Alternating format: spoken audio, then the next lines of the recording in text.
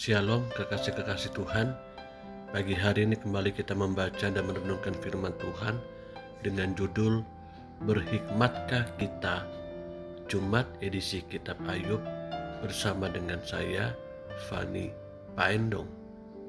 Ayub pasal 28 ayat 1 sampai 28. Memang ada tempat orang menambang perak dan tempat orang melimbang emas. Besi digali dari dalam tanah dan dari batu dilelekan tembaga. Orang menyudahi kegelapan dan batu diselidikinya sampai sedalam-dalamnya. Di dalam kekelaman dan kelam pekat, orang menggali tambang jauh dari tempat kediaman manusia. Mereka dilupakan oleh orang-orang yang berjalan di atas. Mereka melayang-layang jauh dari manusia. Tanah yang menghasilkan pangan di bawahnya dibongkar bangkir seperti oleh api. Batunya adalah tempat menemukan lasurit yang mengandung emas murni.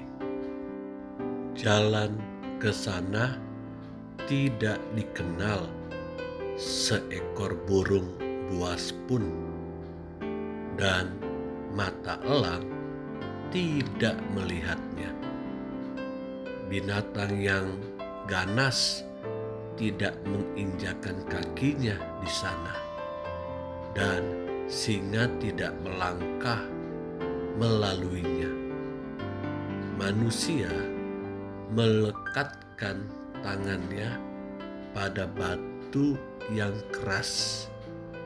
Ia membongkar bangkir gunung-gunung sampai pada akar-akarnya.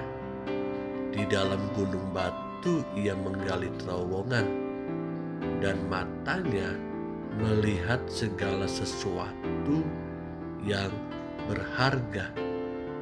Air sungai yang merembes di bendungnya, dan apa yang tersembunyi di bawahnya ke tempat terang. Tetapi di mana hikmat dapat diperoleh? Di mana tempat akal budi?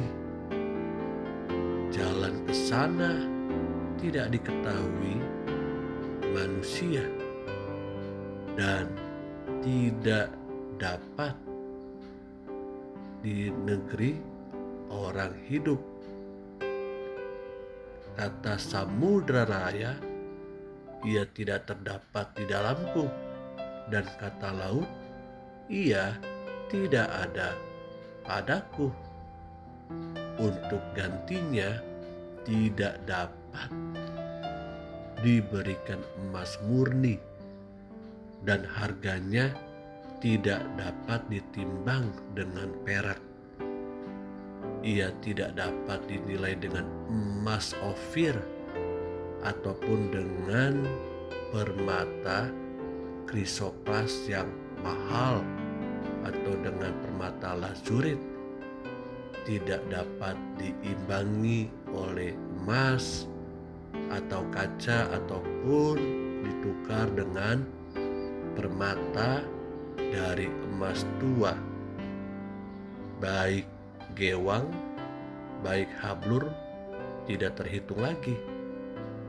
Memiliki hikmat adalah lebih baik daripada mutiara. Permata krisolit Ethiopia tidak dapat mengimbanginya. Ia tidak dapat dinilai dengan emas murni. Emas murni, hikmat itu hikmat dari manakah datangnya? Dari manakah datangnya? Akal budi atau akal di manakah tempatnya? Di manakah tempat? Ia terlindung dari mata segala terlindung hidup dari mata segala yang tersembunyi bagi burung, bahkan tersembunyi bagi burung di udara. Kebinasaan dan maut berkata, hanya desas-desusnya yang sampai ke telinga kami. Allah mengetahui jalan ke sana. Ia juga mengenal tempat kediamannya, karena ia memandang sampai ke ujung-ujung bumi dan melihat segala sesuatu yang ada di kolong langit.